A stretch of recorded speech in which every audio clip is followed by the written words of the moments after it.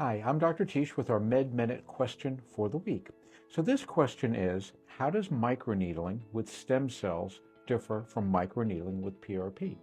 So for people who don't know what microneedling is, I'm going to take a step back. Microneedling is a device that actually looks like a tiny sewing machine, and it has a bunch of needles in it, and it makes punctures in the dermis, in the skin. And it is used on facial aesthetics. It's also used for hair restoration as well. The concept, this device makes just small little dermal punctures. It doesn't go in very deep, and it's enough to create channels in the skin, the dermis, that we could either put stuff into, which is what we're going to do with PRP or stem cells, but just by itself, that irritation causes inflammation and causes skin to grow. It stimulates collagen and all the growth and healing factors in that. So that was what was done for a long period of time. Then someone started adding products to it. So the first thing that they added was PRP, which is platelet-rich plasma. That's where your blood is taken out, spun in a centrifuge, and then all of the growth and healing factors are concentrated. That serum is then applied while you're microneedling. It can be applied in two places, really on your face for just improved looks, improved condition of the skin, treating acne scars, or people who just have some other things that they're trying to fix, like melasma and things on their skin. Or it's done on the scalp to help stimulate hair follicles and increase hair growth.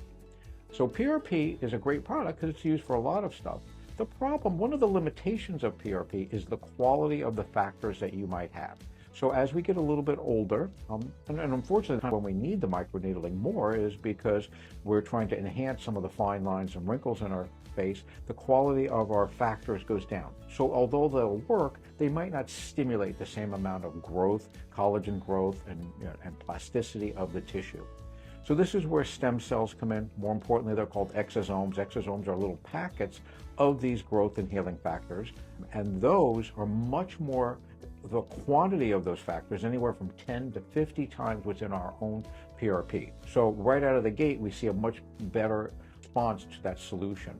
So when it's used, though, it really helps much more, a much quicker response. The factors stay in that area much longer. So it really does give an improved treatment result on skin, acne, but more importantly, what this has really taken the forefront is in hair restoration or hair regeneration. So the thing is, a lot of times it's used for people who have had hair transplants. That's a big place where people are using it a lot, to maintain those follicles, to maintain the health of those follicles, to help it grow. And now we also use it in people who are starting to have hair loss, to stimulate the areas where the hair is thinning, to help regrow those follicles, and then areas where there's actual hair loss. So if you're looking at it, the most powerful one of those two is certainly going to be the exosomes or the stem cells with the microneedling. But any of them do work. Any of them, the concept of it is to stimulate that tissue to help now your body regenerate more collagen and more growth. And so both of them are a great product. I hope that explains the difference between two of them. And remember to ask your questions down below.